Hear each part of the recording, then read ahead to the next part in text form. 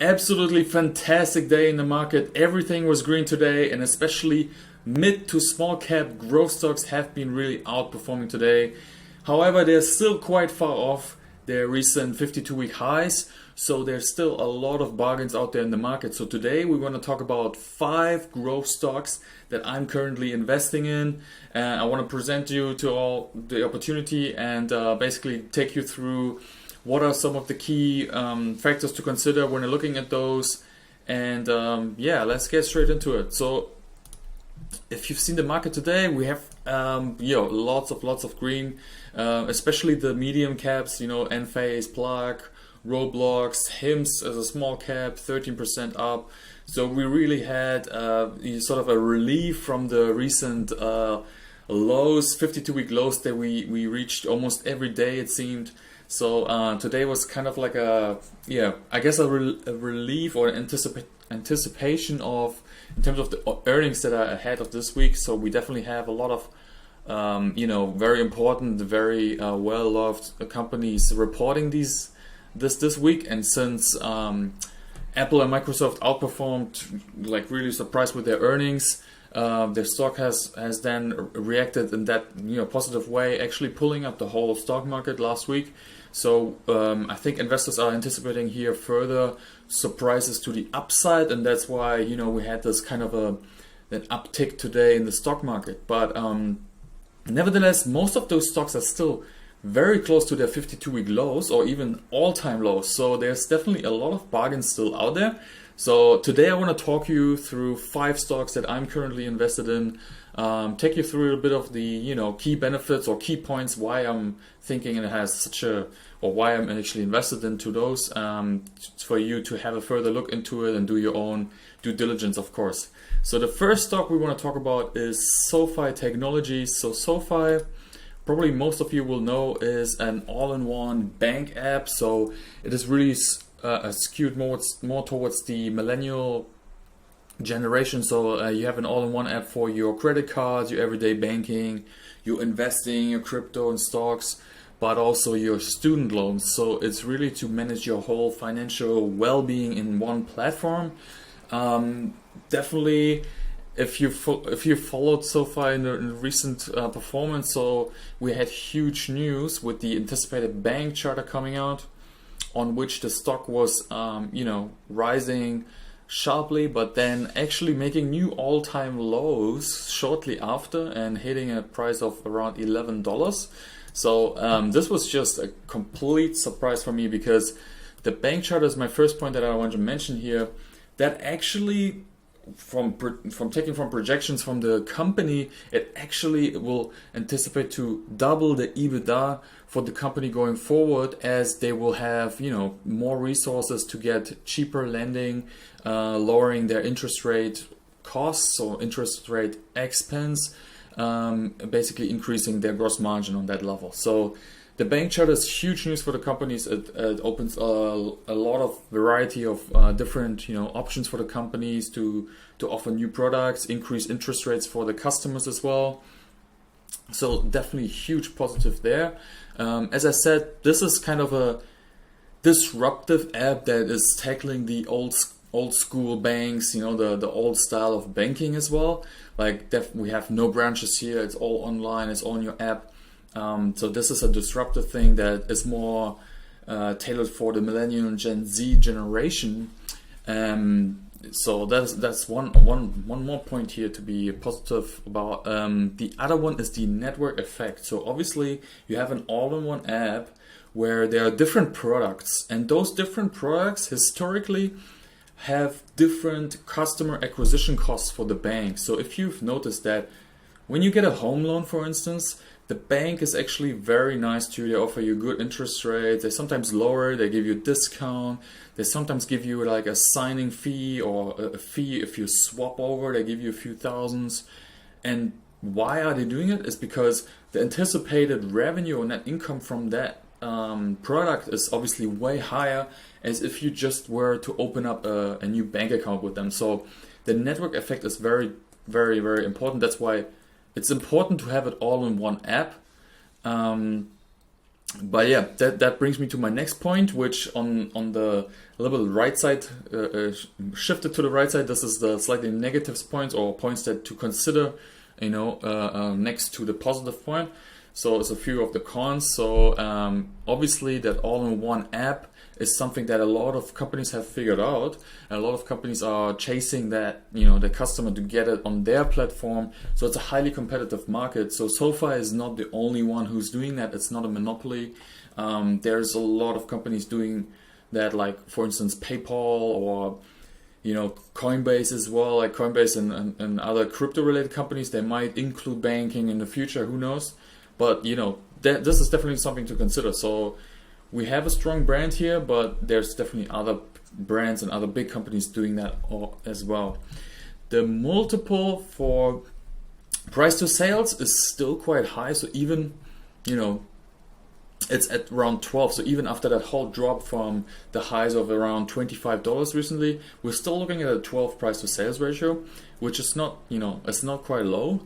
But given that we have that bank charter and the double up in the EBITDA, which you can argue was partly priced in already into that 12 price to sales ratio, but nevertheless, I think at the $12 you're looking at a fantastic opportunity, long term out. So Sofi is definitely worth a look.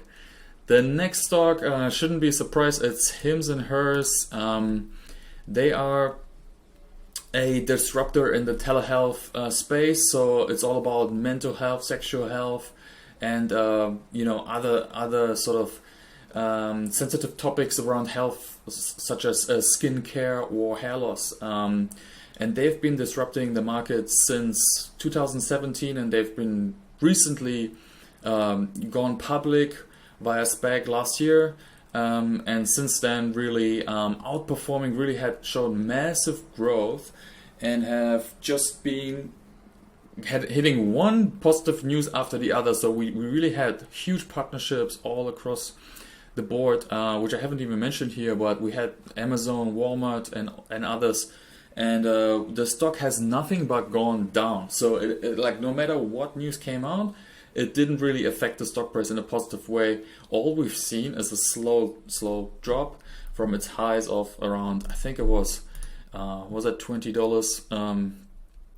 I think 1 year ago we had when it launched, it was around $24, and then all the way down now to below $5, which is crazy if you think about it. So the good things about Hims is extreme good revenue growth, so 30+% revenue growth quarter on quarter.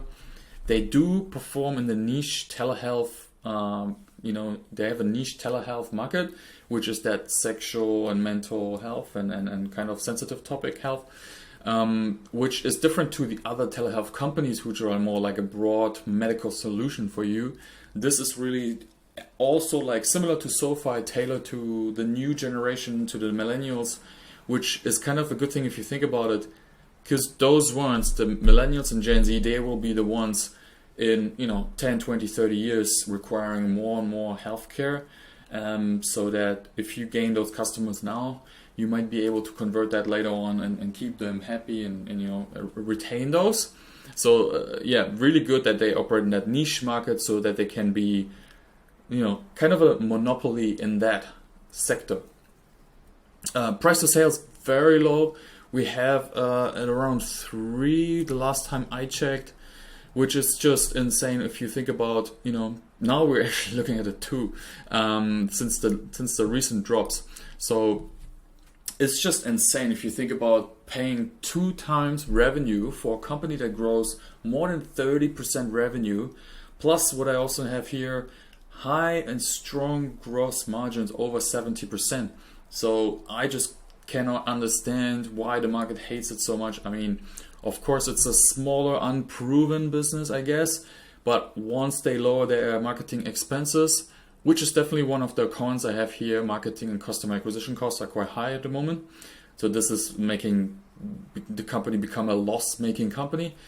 And it's just, I guess that's the reason why the market has just disregarding this. So anything around the $1 billion market cap is obviously small in comparison to these other big players. And, it's just that you have a loss-making company, small at $1 billion, unproven, relatively unproven. So it seems like that's why the market has a negative sentiment at the moment, especially with interest rate hike fears. So I guess that's just the reason why it's been, the sentiment has been negative and the stock's been going down.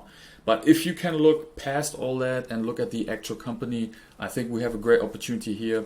I always think it's like a VC-like opportunity, venture capital opportunity, because if you think about it, we are now below the IPO price. We're at a very, very low valuation. Usually, you won't get into such disruptive companies until they've reached already, like compared to Uber or Airbnb, the timing that the retail investor was able to get in was so low, so late in the game, that your potential return, although I'm still believing in the company and I still invested as well, your potential return is probably way, way, way less than something that you can now get for under $1 billion, which has a price of sales of 2 and has a potential to outgrow more than 10 times over the next 5 to 10 years. So this is just an outstanding opportunity in my point of view. Next one we're talking about is Palantir. Definitely a very, very popular but also controversial stock. So there's a lot of people, similar to Facebook, where they don't really know what the company is doing. They're very secretive because they work with, they used to work with the CIA and FBI. So they couldn't really disclose a lot of information on what they're doing.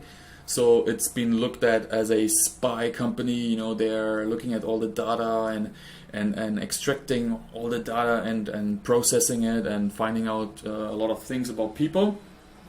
So that there's this controversial element, but nevertheless, it's definitely a company to look into.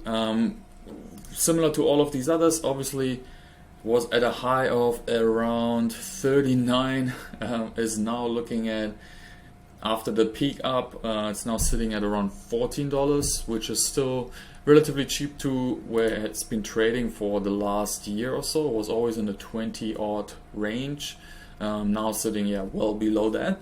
Looking at a 27 billion market cap, which is pretty low if you think about the market opportunity that they're having. So as my positive points or my pro points here, I have that it's a monopolistic type of business. So obviously they have this first mover advantage. So they're having the software built for years, working with the government to just process and analyze a lot of big data, which is obviously everything that the companies are needing these days. Like, we have lots of data coming in from all these different systems, and we need a smart AI technology to actually process and make sense of them, see patterns, see correlations to just improve our business, address our customer needs better, and so on. And this is exactly what Palantir is doing. So monopolistic type business, because it's just a high barrier of entrance before you get to that level that Palantir is right now. So there's a so-called strong moat around the business. Competitors cannot just easily copy-paste that model, which again gives them pricing power then in an environment like right now, because if you want that type of software, you have to go with them. So it's similar to anything Microsoft or Salesforce. They can just raise the price because it's just the only good option out there. Strong revenue growth here as well, and gross margin around 70+%. So all of these companies, what they all have in common is very, very nice gross margins, which is good to see for a growth company, because later on, if we lower admin expenses, marketing expenses, then we will eventually see a high net income, which justifies a higher valuation at that point. That's why a company like him is so crazy, because it's a low valuation but still high gross margin. So it's just crazy. What I actually have as a pro point here is that the founder, Alex Karp, is kind of considered controversial, and the company as well, as I mentioned. But when you think about it, controversial leaders like Elon Musk or Peter Thiel, who was a co-founder of PayPal, they've always been, they're always in the news, they're always been talked about, they're always on Twitter and so on. And in the end of these companies of controversial leaders, most likely or usually, if they're not some sort of fraud business, create that amount of controversy that the stock becomes more and more popular in the company as well. So we've seen that with Tesla as well, like where there was just enemies of Elon Musk and absolute fans of Elon Musk, and it just helps the kind of company to create that brand and that recognition without spending much marketing. And one other plus point is that now they are moving away from the governmental side and transitioning into business-to-business software delivery. So similar to Microsoft says for us, we will have the big Fortune 500 companies using Palantir's data to actually analyze and go through their big data, basically. Cons to consider is we still have a high multiple. As I said, those types of companies, when they're very popular, they come at a price because there's just so many fans that will just not sell. And there's so many people that see that long-term vision that even if it falls down, it just remains at a high valuation because there's just so many people that just hold on. And as I said, there is this reputational issue where they have to be a bit secretive about what they're doing. So it creates a bit of a bad reputation, similar to Facebook, where they always are valued a little bit below, their actual value because they always get a little bit of a discount compared to other big companies like Google and Microsoft, because there's just this kind of hate against it a little bit, that people are saying, oh, they're using my data, they're invading my privacy and so on. Palantir has a similar issue there. And then the other thing is, it's been talked about a lot in the media. I've seen that the share dilution. So in order to get the good talent to the company, there's some share-based compensations out there that are really quite high, so that existing shareholders like you and I, we get diluted if we don't keep up and keep buying more shares. So share dilution is kind of an issue for Palantir if they can't keep up with that high growth rate going forward. So this is something to consider. Number 4 is PayPal. So PayPal is, out of all of these businesses, PayPal is more like a mature business. Definitely high profit margin. They make a nice free cash flow. So this is actually a company that you really want to invest in. So not really a lot of people, even value investors, could argue that, okay, this is good value at those types of levels compared to where the company was historically. So as I said, it's a cash cow. It's still growing rapidly. If you look at the financials, you just see that revenue growing over the years. It's just crazy. Net income keeps rising. We are billions of net income now, 4 billion for the last year, which will be more this year. They're constantly outperforming and delivering, which I also have as a point here. Management execution very strong. Trades historically cheap. When you look at the valuation that it usually has, it's still like by sort of textbook numbers, a 40 PE is still high, but where the company has trading like historically is more around that 60 level. So more like a like an Amazon that always trades a little bit rich.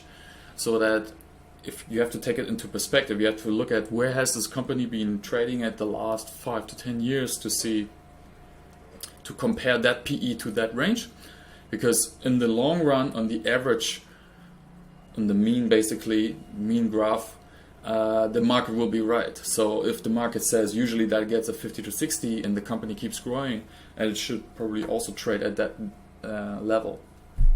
And obviously Venmo is one of their subsidiaries. It's always number 1 finance app in the US. It's a very strong app and a very strong business, and PayPal as such, the app is also performing very well.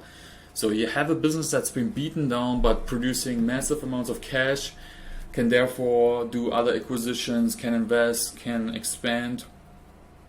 and can venture into more into the crypto space as well.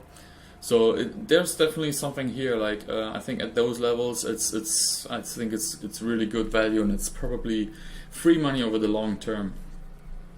But as we said, with similar to Sofi, we have got more competitors entering to the market, so they need to keep, they need to keep up to date and keep up with the competition, so that they actually stay relevant. Because obviously, when PayPal came out, it was a crazy monopolistic business. No one had this.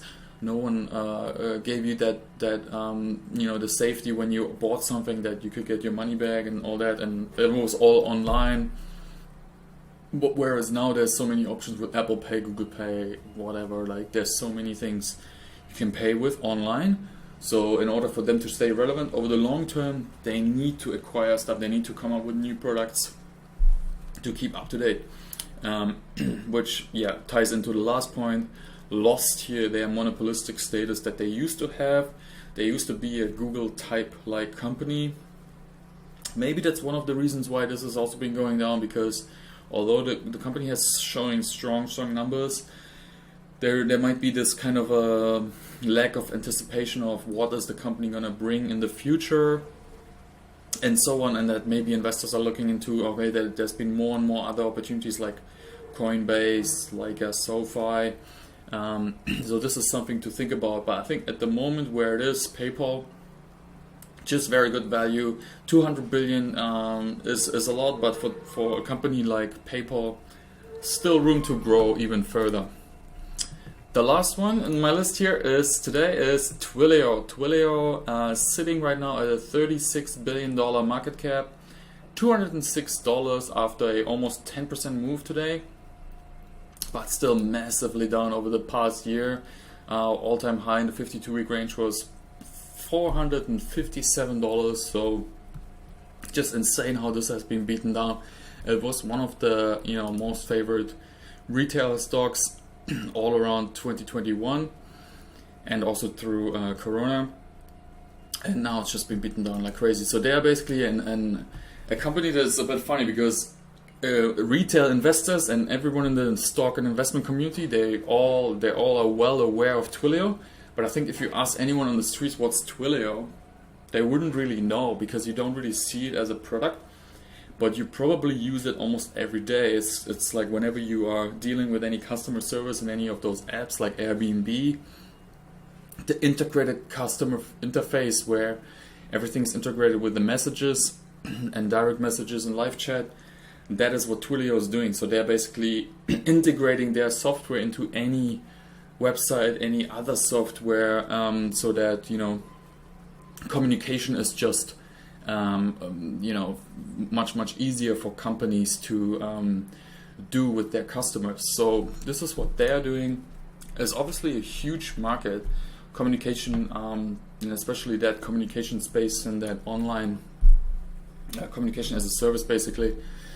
Space, and that's expected to grow. I think I saw 20 to 30% every year now compounded, so it's going to be massive, which Twilio has around I think it was a 60 to 70% market share at the moment. So you could say that they are sort of a monopolistic business, because all of the others are very small and not really that relevant. So Twilio has definitely that advantage there.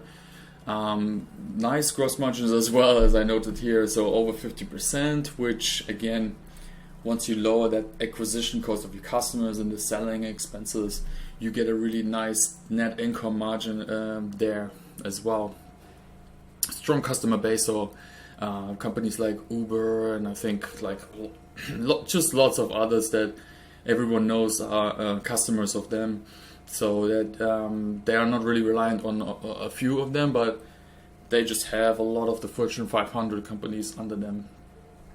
And although it's been dropping like crazy, we still have quite a high multiple on this, because I guess this one is similar to Palantir, you could say, that it has a huge fan base. So there's a lot of people that are extremely bullish on it.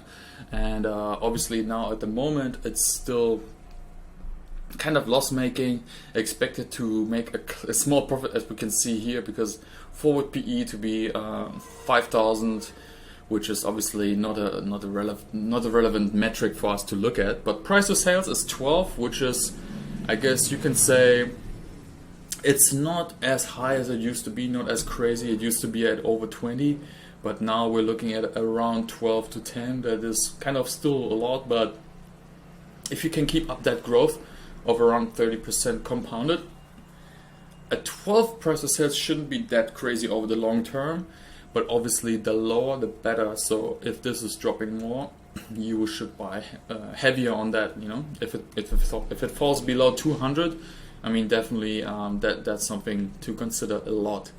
So yeah, this is my list of the five growth stocks to buy in 2022. And all of them have basically been beaten down. So I expect, you know, it's just crazy. If you're happy with those, if you allocate a portion of your portfolio to each of those, I mean, it's almost certain that in 5 years' time you won't be at those price levels. So just hold on to those. Do your due diligence, obviously, before you invest anything.